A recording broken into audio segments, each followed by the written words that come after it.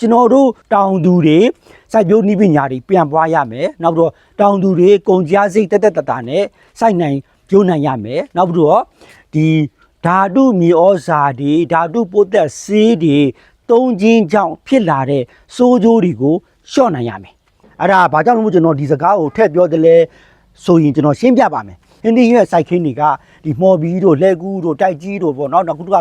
ဘယ်တည်းကဆိုတာဝတီလက်ဗန်းလောက်ကနေပေါ့အများအပြားဝင်တယ်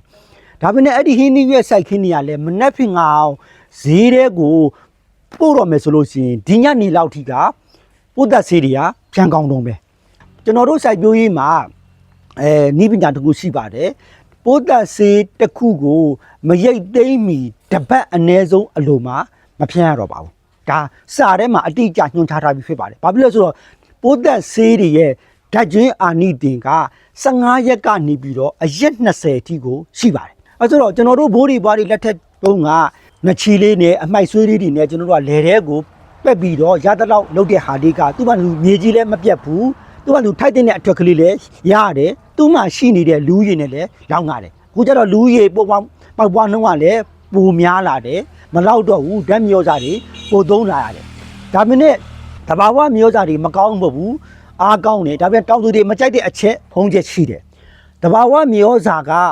300ရင်ပမာဏများအသုံးပြုရတယ်နောက်တစ်ခုကတဘာဝမြေဩဇာကထုံးပြန်မှုနေတယ်ဒီနေ့ပတ်လိုက်လို့ရှိရင်တပတ်အတွင်းမှာဘာမှမသိတာဘူးအနည်းဆုံး1လ2လတစ်နှစ်လောက်ကြာမှာအဲ့ဒီရဲ့အာနိသင်ကိုသိရနောက်တစ်ခုကတဘာဝမြေဩဇာတွေကကျွန်တော်တို့ပတ်ဝန်းကျင်မှာအခုချိန်ဆိုအလွယ်တကူမရှိတော့ဘူးအဲ့မြေဩဇာလည်းအခုကအချက်3ချက်ကြောင့်လည်းသူတို့ကဖို့သုံးတယ်ဘာလို့လဲဆိုတော့ပမာဏနည်းနည်းပဲထုံးရတယ်တုံ့ပြန်မှုတားမြန်တယ်နောက်တစ်ခုကကျွန်တော်တို့ရဲ့ပတ်ဝန်းကျင်မှာလက်လန်းမိတယ်ကျွန်တော်တို့ဝယ်ခြင်းတဲ့အချိန်မှာကြိုက်တဲ့နေရာမှာကြိုက်တဲ့ပုံစံနဲ့ဝယ်လို့ရတယ်ကြိုက်တဲ့ပုံစံဆိုတာအကျွေးလေးရတယ်တင်းနံပေါ်ပေးလေးရတယ်ဘာလဲကြအကုန်ရတယ်เนาะအဲ့လိုမျိုးဖြစ်တဲ့ကြောင့်မလို့တောင်သူတွေဓာတ်မြေဩဇာကိုလွယ်ကူကူနဲ့ပမာဏများပို့ပြီးတော့ထုံးကြတယ်ကျွန်တော်တောင်သူတွေအပြစ်မတင်ဘူးเนาะတောင်သူတွေကအဲ့ဒီတဘာဝမြေဩဇာနဲ့ဓာတ်မြေဩဇာရဲ့စိုးကျိုးထောင်ကျိုးတွေရောမသိတော့မဟုတ်ဘူးရွေးချယ်စရာမရှိလို့သုံးကြရတာဒါပေမဲ့မြေကြီးကအလကားမနေဘူးဆိုတော့မြေကြီးဆိုတဲ့ဟာကကျွန်တော်တို့ကချင်းငံခက်တွေနဲ့ရှိထားတဲ့နေရာပေါ့နော်ကျွန်တော်တို့ဒီမှာတချို့ဆိုစိုက်ပျိုးတင်တဲ့တက်ဖုံးကပေါ့နော် pH လို့ကျွန်တော်တို့ကတော့စိုက်ပျိုးရေးခေါ်ဝါကကျွန်တော်သတ်မှတ်တယ်ပေါ့နော်ဆိုတော့စိုက်ပျိုးတင်တဲ့တော်တော်များက pH 5ကနေပြီးတော့6.5လောက်အတော်တွင်းမှာတင်းနဲ့တော်တော်များကိုစိုက်နိုင်ပြုနိုင်တယ်ဒါပေမဲ့ကျွန်တော်တို့ ARV တိုင်းကမြေတော်တော်များက4.5နဲ့တချို့အရန်ကိုမြေအချင်းပေါက်တဲ့နေရာတွေဆိုလို့ရှိရင်4လောက်အထိကိုဖြစ်နေပြီအဲဆိုတော့ pH နည်းသွားတာကဘာကိုပို့ပြီးတော့ဖြစ်လဲဆိုတော့မြေကြီးထဲမှာခုန